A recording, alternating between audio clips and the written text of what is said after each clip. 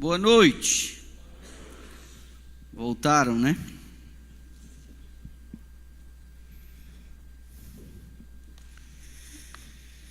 Espero que você tenha tido um dia agradável. Espero também que você tenha fôlego para nós avançarmos até o final dessa semana.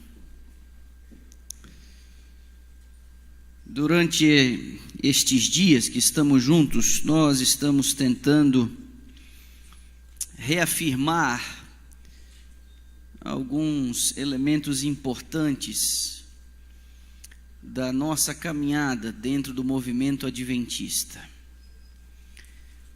Eu posso crer que algumas expressões, frases ou até conceitos que foram trazidos aqui soam meio proselitista, mas é possível que os mais atentos tenham reparado que essa semana os temas das noites, eles não têm um título próprio. Na realidade é uma mensagem só dividida em 8 partes. Então, um sermão, uma mensagem de uma das noites tirada do todo pode levar a algumas conclusões precipitadas, ou pode dar uma ideia, uma impressão limitada a todo o tema. Então, este é um assunto delicado e nós estamos construindo um raciocínio. Nós fazemos várias regressões, às vezes nós repetimos e avançamos ampliando um pouquinho.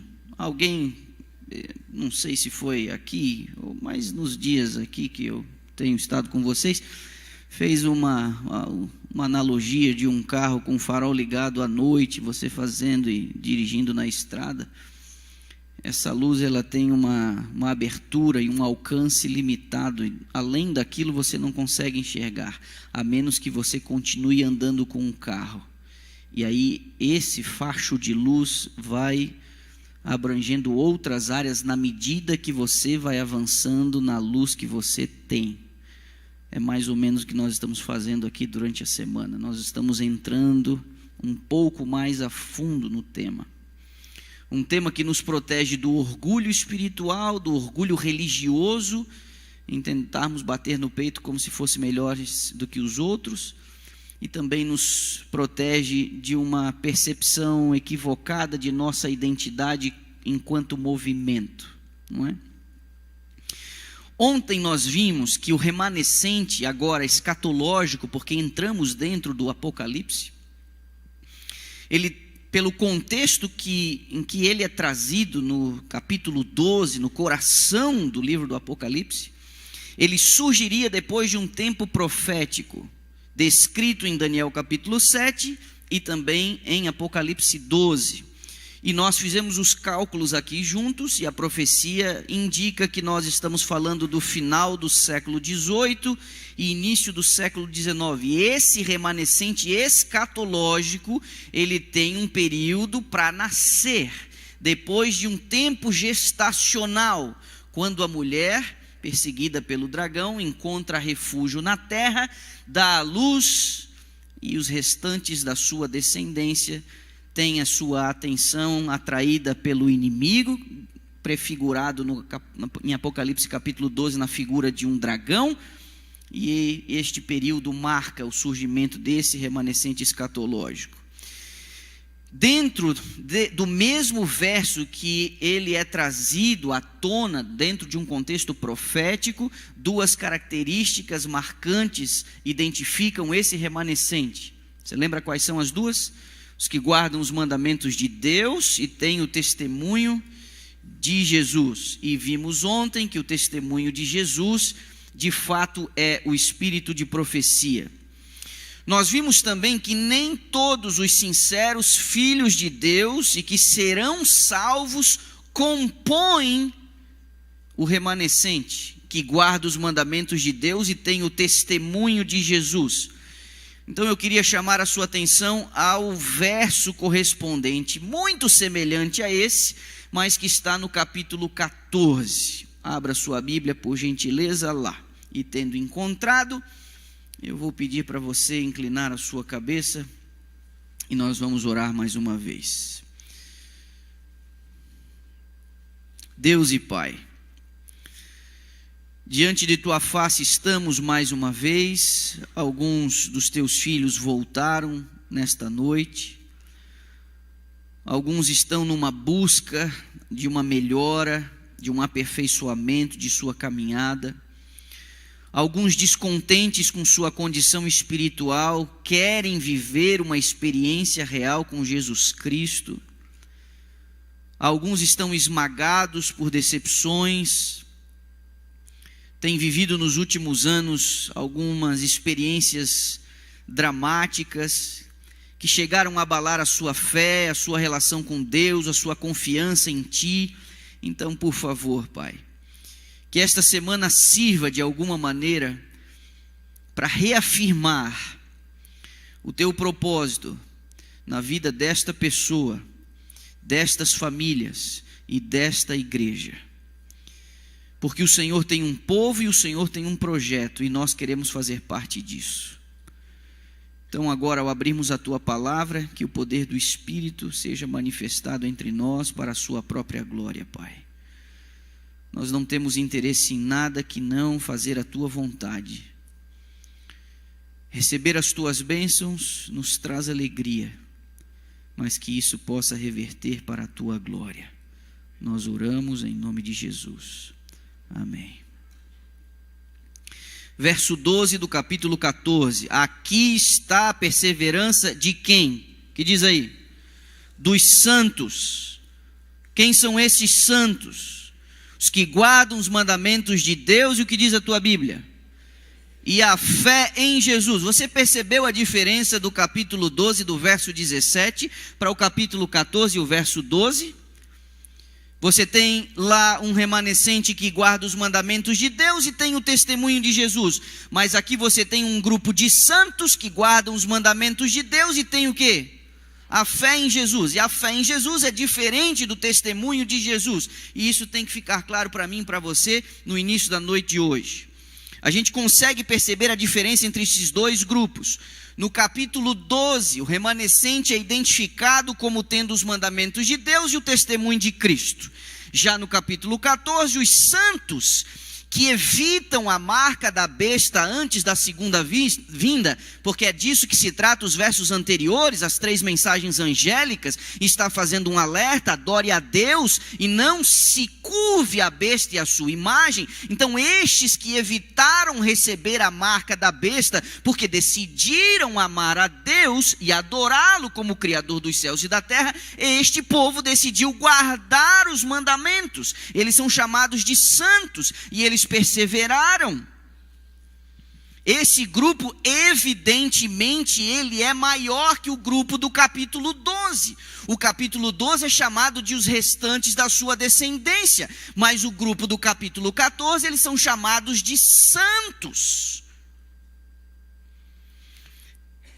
Eles são identificados como guardando os mandamentos de Deus e tendo a fé de Jesus. Nada é dito deste grupo do capítulo 14 que diga que eles possuem o testemunho de Jesus Cristo. Isso não significa que alguns destes santos não o tenham, muitos o terão, certamente, mas significa antes que alguns podem não o ter.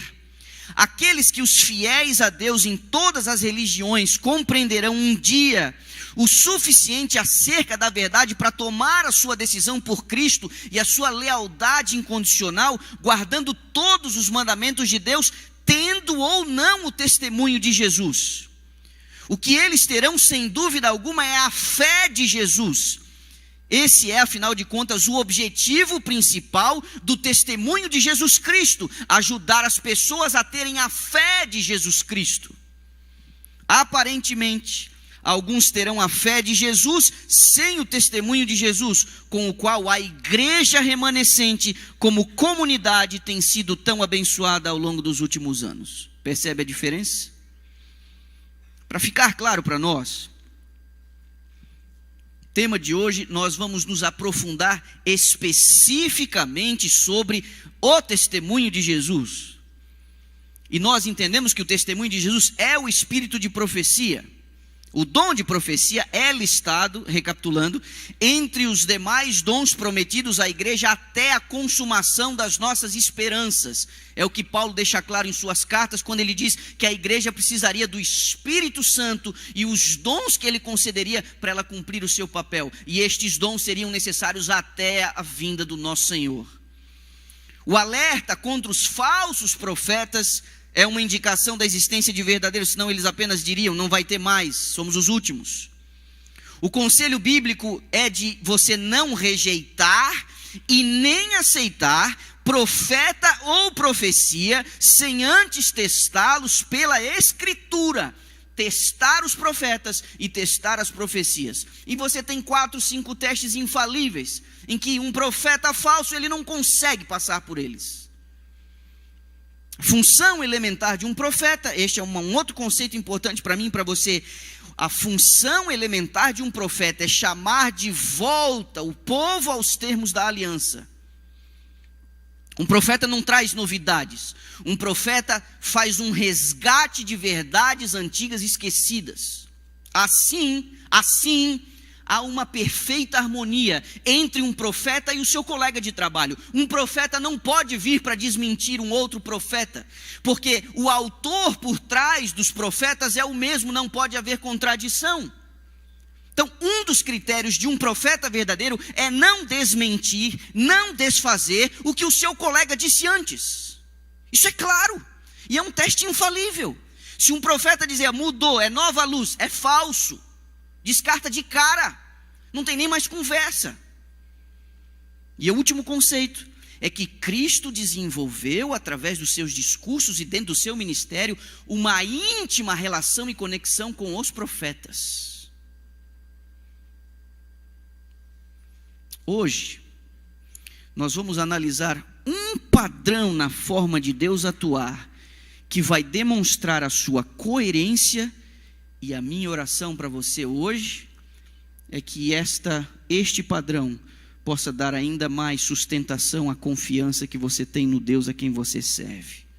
Então vamos lá, mãos à obra, tome a sua Bíblia, nós vamos de novo ao livro de Gênesis, e eu vou convidar você aí ao capítulo 6. Você percebe que o evento dilúvio e o personagem Noé, eles são importantes na construção do nosso raciocínio essa semana. Várias vezes nós recorremos a este episódio antigo. Gênesis 6, o verso 3. É tão estimulante ouvir o som das Bíblias serem folheadas. Vocês não têm noção o que isso faz no coração de um pregador. Verso 3 do capítulo 6 de Gênesis. Então disse o Senhor: o meu espírito não agirá para sempre no homem, pois este é carnal, e os seus dias serão 120 anos. Aqui existe uma marcação de tempo. Este evento contou com uma marcação de tempo, 120 anos. O evento dilúvio conta com um anúncio prévio, uma mensagem com data marcada e um anúncio antecipado. E este evento dilúvio contou com o apelo de uma voz profética, a voz de um homem chamado Noé. O mundo não negava essencialmente a existência de Deus, apenas recusava-se em fazer a sua vontade. Uma boa parte do povo antediluviano havia conhecido os portais impedidos por anjos, os portais do Éden, lembre-se disso. Uma parte desse povo não negava essencialmente que havia um Deus, mas foi uma geração que se negou deliberada e rebeldemente a obedecer e reconhecer a soberania desse Deus. Então Deus precisou intervir. Além de diminuir a expectativa de vida dos seres humanos, Deus exerceu a sua justiça, mas não antes de dar a chance deles se arrependerem de suas maldades. Vá correndo até a segunda carta de Pedro, por favor, lá no finzinho da Bíblia. Colado no Apocalipse, a segunda carta de Pedro, o capítulo 2. O capítulo 2, isto é um eco deste evento antigo, e o apóstolo, ao instruir a igreja, ele resolve trazer à tona o assunto. Segunda carta de Pedro, capítulo 2 e o verso 5. E não poupou o mundo antigo, mas preservou a Noé, pregador da justiça, e mais 7 pessoas, quando fez vir o dilúvio sobre o mundo de ímpios. Pregador da justiça, Deus exercendo a sua justiça, tendo Noé como seu mensageiro. Os seus apelos foram em vão. Você sabe, com exceção de Noé e sua família, que era o remanescente da humanidade, os filhos de Noé também se extraviaram. Um deles preservou parcialmente a sua lealdade, e como a gente também já viu essa semana, mesmo os descendentes deste leal filho de Noé, Sem, eles cederam à idolatria e ao paganismo, mas não totalmente, porque dentre eles Deus viu um homem, e com ele Deus fez uma aliança, e não escondeu nada do seu servo Abraão. Volte ao livro de Gênesis, agora o capítulo 15, por favor. O verso é o 13, Gênesis 15. Sabe com certeza, olha aqui, que a tua posteridade será peregrina em terra alheia, será reduzida à escravidão, será afligida por 400 anos. Mas também eu julgarei a gente a que tem de sujeitar-se, e depois sairão com grandes riquezas. Através do seu servo Abraão, o Senhor previu para a sua descendência prometida um período de escravidão. Este evento contou com uma marcação de tempo, 400 anos. Este evento contou com um anúncio prévio de Abraão, e esse evento também contou com uma voz profética. Perceba uma coisa, no evento dilúvio há uma marcação de tempo, 120 anos. No evento dilúvio há um anúncio prévio, vai acontecer assim, assim, assado. No evento dilúvio Deus usa um profeta, Noé, para dar a advertência. No evento cativeiro egípcio, Deus avisa previamente, vão passar uma temporada difícil. No evento cativeiro egípcio, Deus fala 400 anos. No evento cativeiro egípcio, Deus usa um profeta para dar essa mensagem a Abraão. E no evento cativeiro egípcio, o fim desse período também conta com uma voz profética. E qual foi a voz profética que marcou o fim do período de 400 anos do período do cativeiro lá no Egito? Qual foi a voz profética? Moisés. Deus precisou intervir. Repare em Êxodo capítulo 3, por gentileza, o próximo livro, texto belíssimo.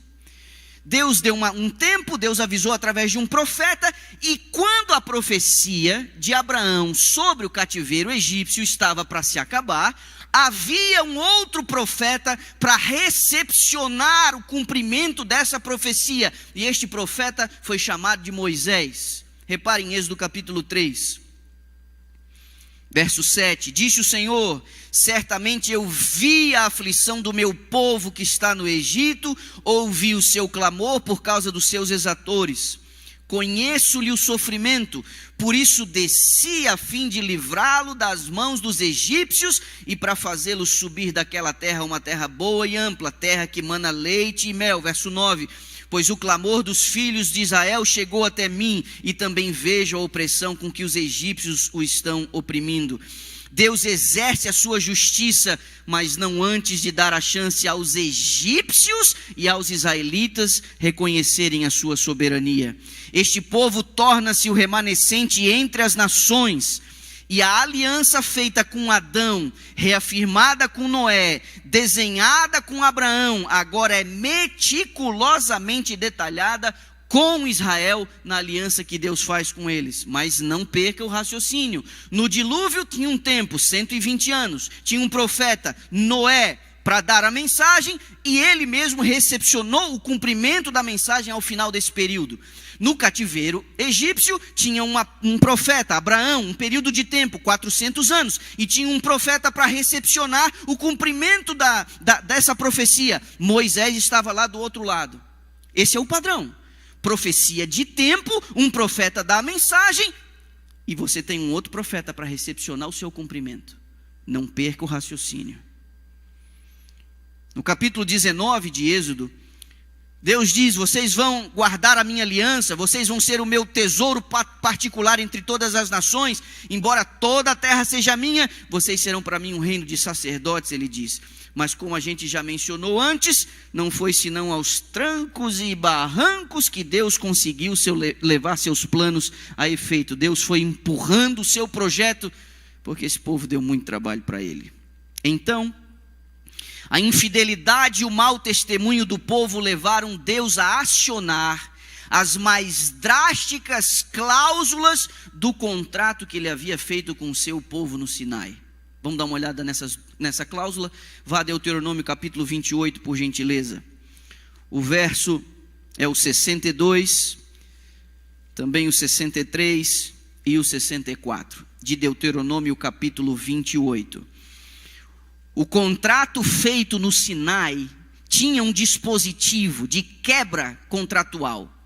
Havia ali, dentro do contrato, da aliança que Deus havia feito com o povo no Sinai, havia um dispositivo que previa, em caso de infidelidade e rebeldia, algum tipo de contrapartida. Repare só: o Senhor vos espalhará entre todos os povos, se eles fossem infiéis, desobedientes. De uma até a outra extremidade da terra, servirás ali a outros deuses que não conheceste, nem tu e nem teus pais. Servirás a madeira e a pedra, assim como o Senhor se alegrava em vós outros, em fazer-vos bem e multiplicar-vos, da mesma sorte o Senhor se alegrará em vos fazer perecer e vos destruir.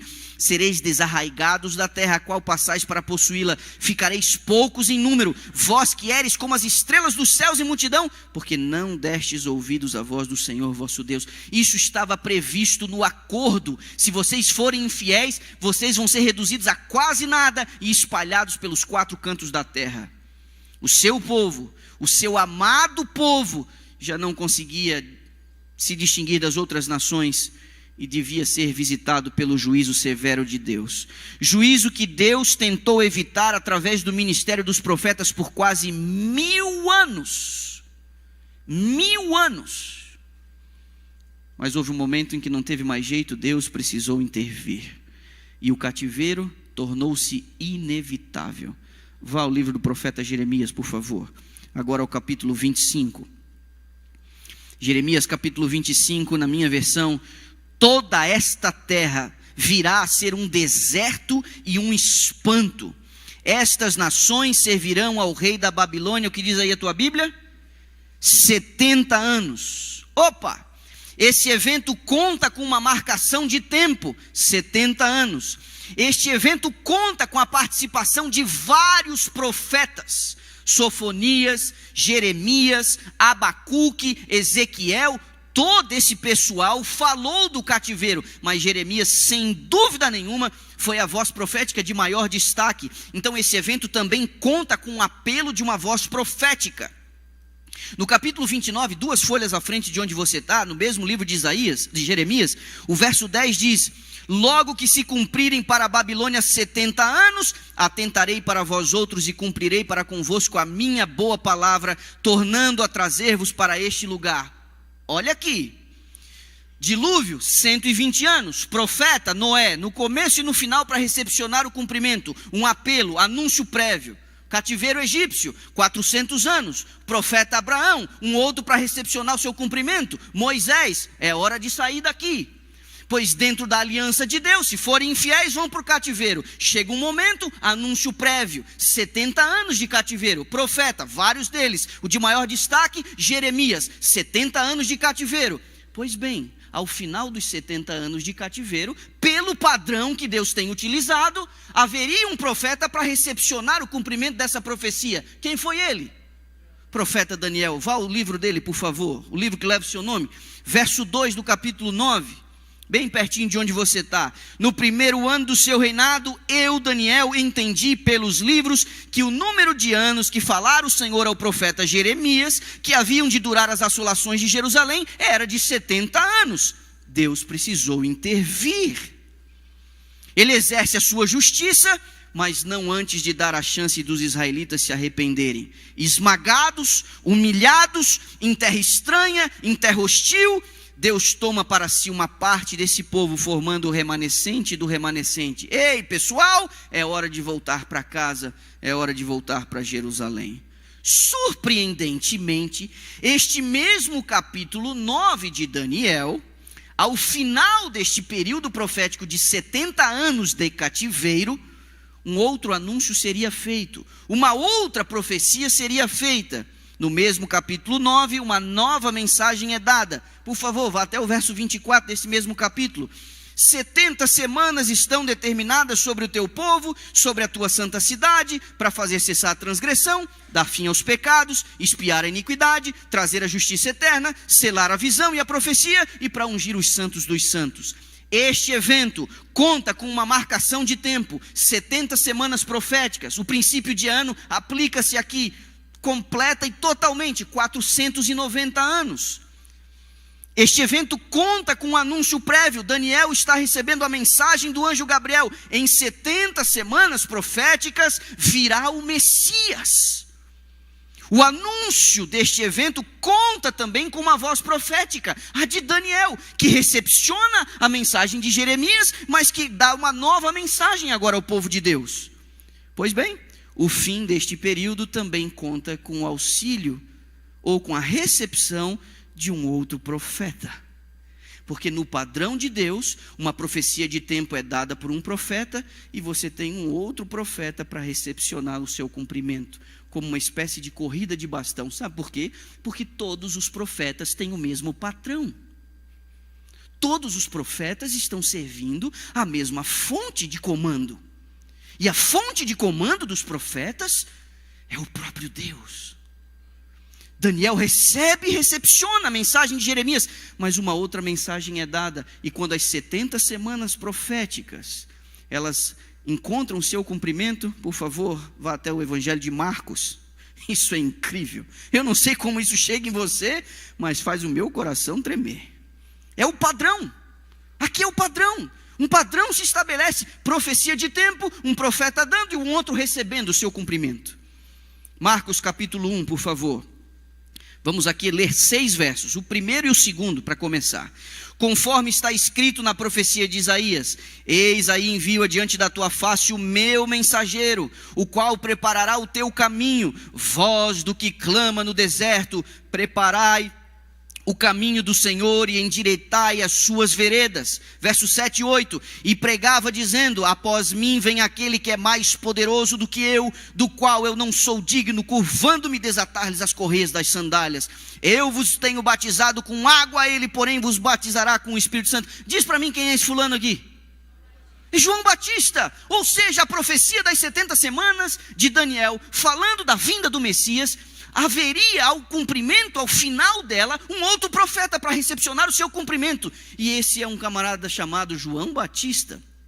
Repare os versos 14 e 15, porque essa é a chave. Depois de João ter sido preso, foi Jesus para Galiléia pregando o evangelho de Deus, dizendo: o tempo está cumprido e o reino de Deus está próximo, arrependei-vos e crede no evangelho. O tempo está cumprido é a referência à profecia de tempo de Daniel capítulo 9, na chegada do Messias, quando ele faria uma aliança com muitos e na metade da semana seria cortado, ungido, a morte de Jesus. O início do seu ministério, o fim do tempo da nação judaica e a data de sua morte, tudo isso prefigurado na profecia de Daniel capítulo 9. Você não acha isso incrível? Diga um amém para mim, por favor. Esse é o padrão. Em profecia de tempo, um profeta entrega, avisa antes, marca a data, marca o tempo, o período, e um outro profeta está lá para receber o seu cumprimento. Corrida de bastão profética. Deus precisou intervir. Não foi sem aviso que o Senhor buscou preparar seu povo para a chegada do seu filho, o Messias. João Batista protagonizou um reavivamento semelhante ao seu colega Elias. dizendo: arrependam-se dos seus pecados. Ele está chegando.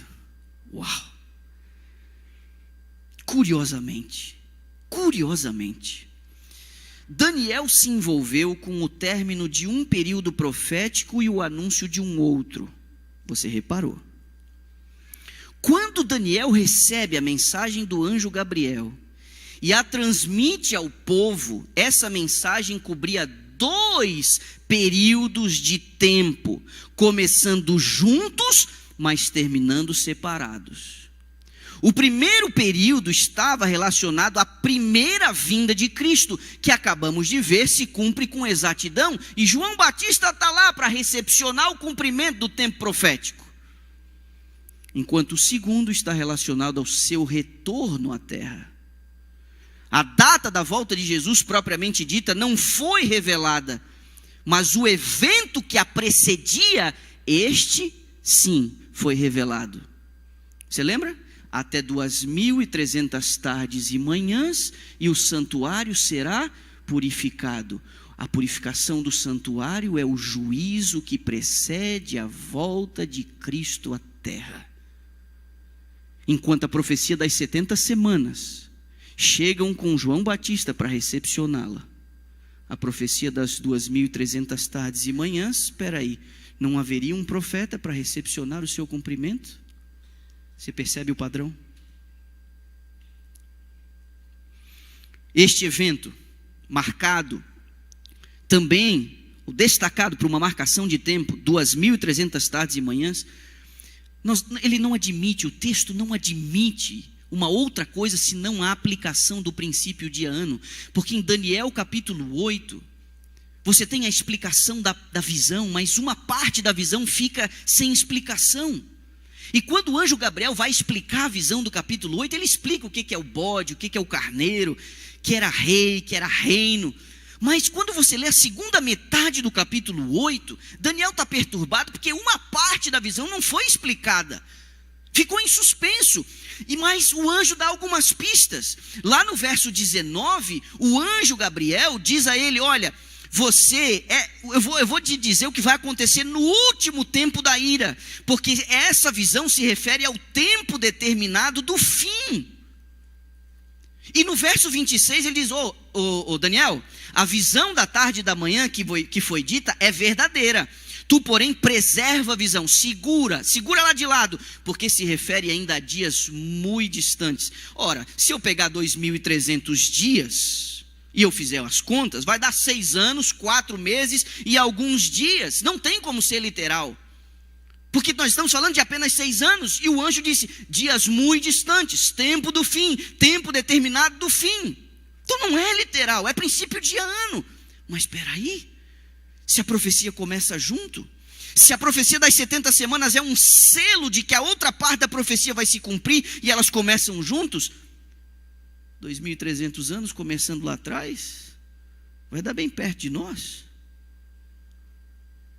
Se Deus resolve cumprir o mesmo padrão, deveria haver um profeta para recepcionar o cumprimento dessa profecia. Este evento das 2.300 tardes e manhãs conta com um anúncio prévio. O anúncio deste evento conta com uma voz profética de Daniel. Minha pergunta para você hoje à noite é: baseado no padrão que acabamos de identificar, quando Deus, em intervenções cruciais, como assim? Intervenções cruciais. O dilúvio foi uma intervenção crucial? O cativeiro do seu povo no Egito, quando ele tira eles de lá com as 10 pragas, abrindo o mar e fazendo tudo aquilo, foi uma intervenção crucial? O cativeiro babilônico, quando ele precisa acionar as cláusulas do contrato, permitindo que eles sofressem as consequências de suas ações, e Deus diz e arranca eles de lá e traz eles de volta para casa, foi uma intervenção crucial? A vinda do seu filho e a preparação de uma geração para receber o seu filho foi uma intervenção crucial? Lógico, a maior de todas. Em todas essas intervenções cruciais, Deus marca tempo. Em todas as intervenções cruciais, um profeta avisa antes. Em todas as intervenções cruciais, um profeta recepciona o cumprimento da marcação desse tempo. Então, baseado neste padrão, em intervenções cruciais, anunciadas previamente, assinaladas por uma marcação de tempo, contando sempre com uma voz profética, Deus faria diferente com o final da profecia, da maior profecia de tempo registrada na Bíblia, das 2.300 tardes e manhãs? Antes do evento que precede o retorno do seu filho, não enviaria ele o auxílio necessário, como ele fez todas as outras vezes? Porque esse foi o padrão. Nós não contaríamos com o auxílio, as instruções, as exortações e o apelo profético para esse tempo tão sensível que marca o retorno de Jesus Cristo à terra? A igreja, nascida e gerada no ventre do judaísmo, se estabelece como remanescente, mas algo acontece. Durante o período subsequente, esse remanescente se extravia, o que não é nenhuma novidade, vimos isso essa semana. Como em todos os outros períodos anteriores, o removimento reformatório, previsto nos desdobramentos proféticos, apocalípticos, pavimentou o caminho daqueles que um dia aceitariam a mensagem de advertência prevista para este tempo profético. Essa época, diferente de todas as outras, você acha mesmo que Deus romperia o seu padrão desde o tempo de Noé até os patriarcas? Ou desde o tempo de Noé e os patriarcas? No último convite de advertência ao mundo, Deus não recorreria à voz dos seus servos, os profetas? Por gentileza, vá até Amós capítulo 3. Eu sei que você conhece o texto, mas eu queria que você abrisse lá. Amós capítulo 3, o verso 7 diz assim: certamente o Senhor Deus não fará coisa alguma sem primeiro revelar os seus segredos aos seus servos, os profetas. Esse é o padrão. Vocês me ajudam a colocar na tela aquela imagem? Ainda que eu tenha dado ênfase, eu queria que vocês... Pode colocar todos eles, pode colocar todos eles. Eu queria que apenas você recapitulasse comigo aqui. Evento dilúvio, tempo 120 anos, profeta Noé. Evento cativeiro egípcio, 400 anos, Abraão e Moisés. Cativeiro babilônico, 70 anos, Jeremias e Daniel. A vinda do Messias, 490 anos, Daniel e João Batista. A purificação do santuário, o juízo, tempo, 2.300 anos, profeta Daniel. Não teria um outro para recepcionar?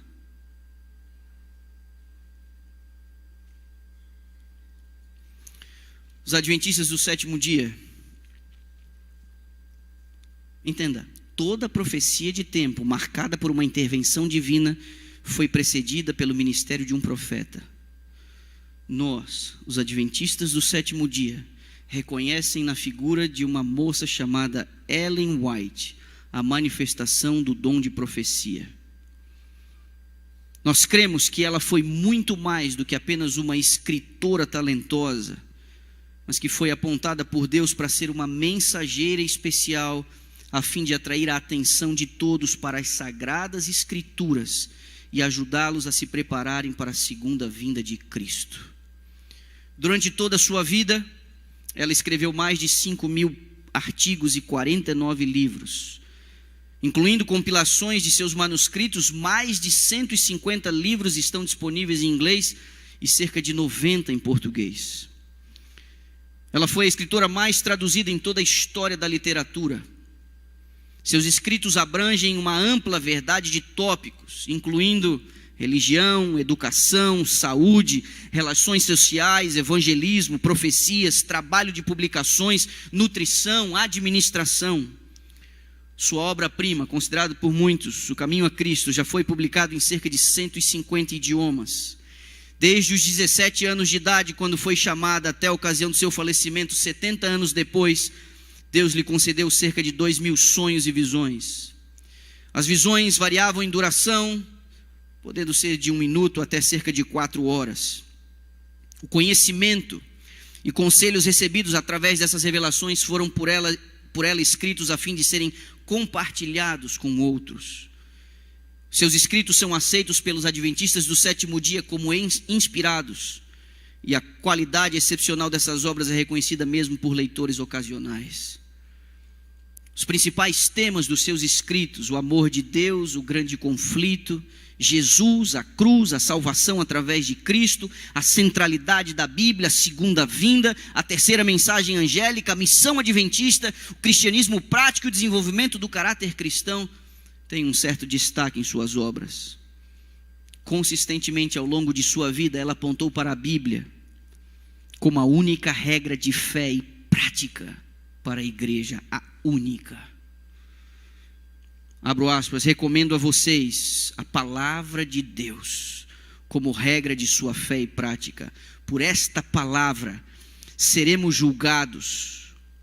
Deus, nesta palavra, prometeu dar visões nos últimos dias, não para uma nova regra de fé, mas para o conforto do seu povo e para corrigir aqueles que se desviaram da verdade bíblica. Ellen White sustentou que a Bíblia é clara em todos os pontos essenciais para a salvação. Assim, a função do seu ministério profético não era dar uma nova luz, mas imprimir vividamente no coração as verdades da inspiração que já haviam sido reveladas. O seu papel era levar as pessoas de volta à Bíblia que haviam negligenciado seguir. Ellen White permaneceu consistente em seu entendimento ao longo de todo o seu ministério. Durante os anos que cercaram uma importante sessão da igreja em 1888, alguns procuraram os seus escritos para sustentar os pontos e interpretar a Bíblia, mas ela repetidamente os conduziu de volta à adequação e supremacia da própria Bíblia.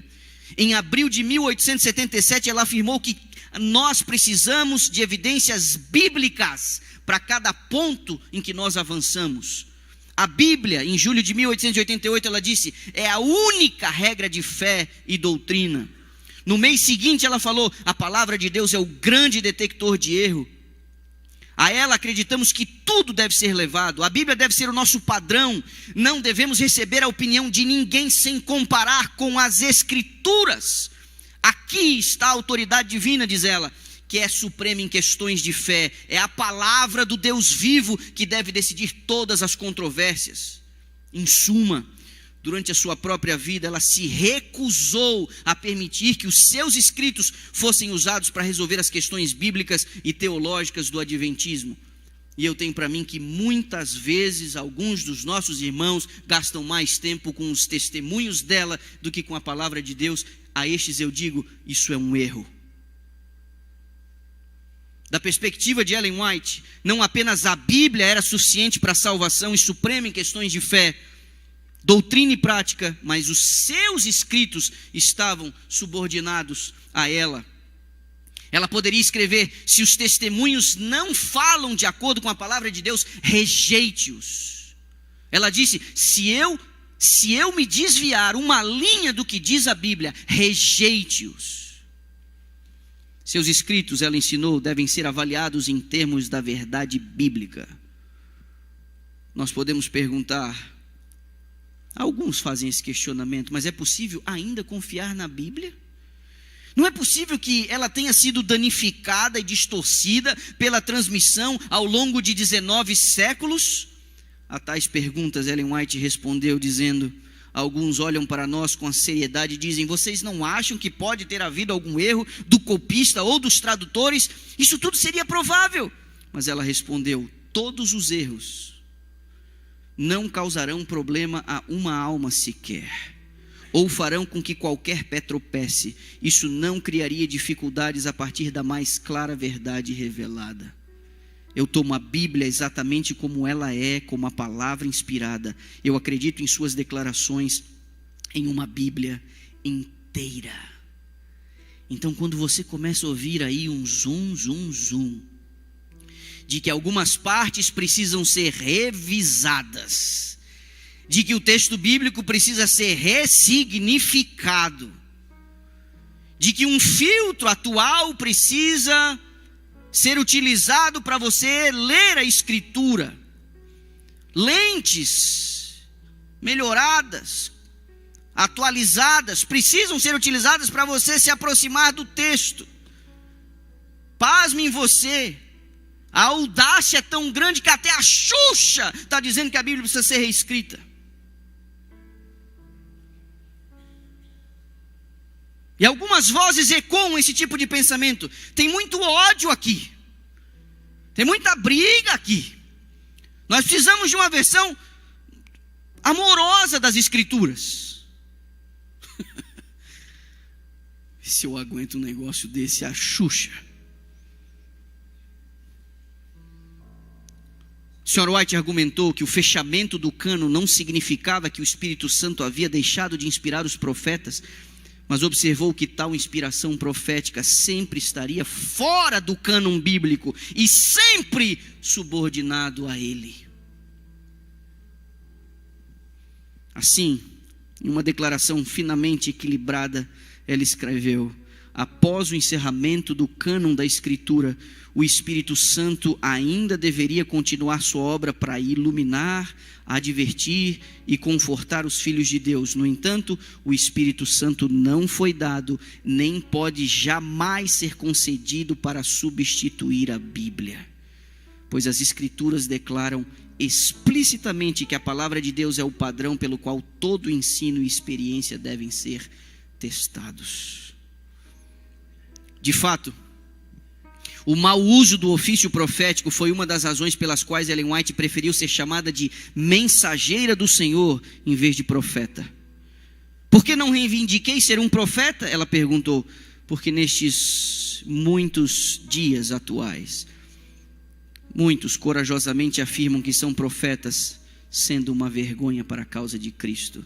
Ela nunca citou, por exemplo, nominalmente Joseph Smith, mas essa declaração embarcaria também o que ele representou em meados do século XIX. Um camarada que disse que recebeu a visita de um anjo com os tabletes de ouro com uma nova Bíblia. Isso foi um embaraço. Infelizmente, falta honestidade nas críticas feitas ao adventismo e a nossa compreensão sobre o dom de profecia. Eles dizem que é a nossa Virgem Maria. Quando nos acusam de seita, eles dizem que essa é a característica de uma seita. Sempre tem um profeta com uma linguagem meio apocalíptica, tentando aí trazer uma nova luz. Mas estes que assim dizem, deveriam ser um pouco mais honestos e investigar o que ela diz a respeito dos seus próprios escritos. E ela não se cansou de falar e falar e falar. A Bíblia é a autoridade final. Se o nosso povo não tivesse se desviado das Escrituras, se o nosso povo não tivesse parado de investigar as Escrituras, os seus conselhos de advertência para nos trazer de volta a Bíblia não teriam sido necessários. Mas no padrão, ao final de um tempo profético, sempre há um profeta para recepcionar o seu cumprimento. Nós estamos às portas do paraíso, você diz amém? Mas antes desse dia chegar, as coisas vão conseguir ainda ficar muito pior. Não fosse algumas das suas declarações, esse movimento já teria sucumbido. Não fosse algumas das suas intervenções, algumas das cartas que ela mandou para líderes, alguns dos seus testemunhos, alguns dos seus enfrentamentos, este movimento não teria sucumbido esse último século e meio. Nós não teríamos chegado aqui sem o auxílio da voz profética. E também não conseguiríamos cumprir o nosso papel sem estes conselhos. Ouça o que eu vou lhe dizer. E vou falar muito sério com você agora.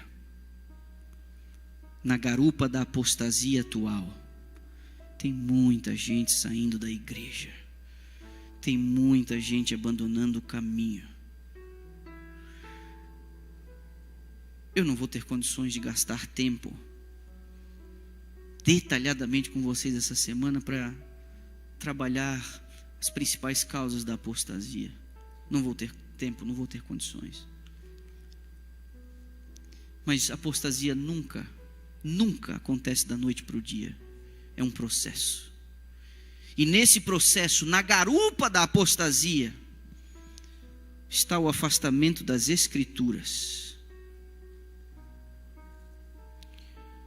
está a diluição do conceito de remanescente, está a rejeição do conselho profético. Pessoas que começam a trilhar o caminho da apostasia começam a olhar com suspeita os escritos de Ellen White. E muitas vezes é porque é o seguinte: ou você os aceita e os segue, ou você os rejeita para manter os seus hábitos. Nós não somos mais uma religião no meio de tantas. E Ellen White não é apenas mais uma escritura. Nós somos o remanescente da profecia. Mas antes que alguns achem que são os tais e que ninguém mais presta, você vai precisar voltar aqui amanhã para a gente ter uma conversinha. Feche seus olhos. Deus e Pai, nós precisamos do Teu auxílio, Pai. Nós temos o nosso coração agradecido porque a Tua palavra apresenta um padrão consistente na forma do Senhor atuar. O Senhor vai fazendo as coisas e trabalhando com as coisas de um jeito que nos dá a segurança de que esse é o caminho. O Senhor nos deixou pistas. E na noite de hoje a gente compreende de que este evento que marca, que precede a volta do Teu Filho, ele necessariamente precisaria ser recepcionado pelo auxílio de uma voz profética. E essa voz profética não seria dissonante às outras que vieram antes dela. Essa voz profética necessariamente precisaria estar em harmonia com a voz dos outros profetas, de um resgate fundamental às verdades esquecidas e um compromisso total e exclusivo com a Tua palavra. Ó Deus, muito obrigado, porque nos deste a oportunidade de participar deste movimento. É um privilégio, mas nós corremos muitos riscos. Então, por favor, nos traz aqui amanhã, porque amanhã nós vamos precisar fazer um balanço de nossa condição atual. Porque o privilégio que o Senhor nos dá é proporcional à responsabilidade que temos. Despeça-nos com a Tua paz, com a Tua graça.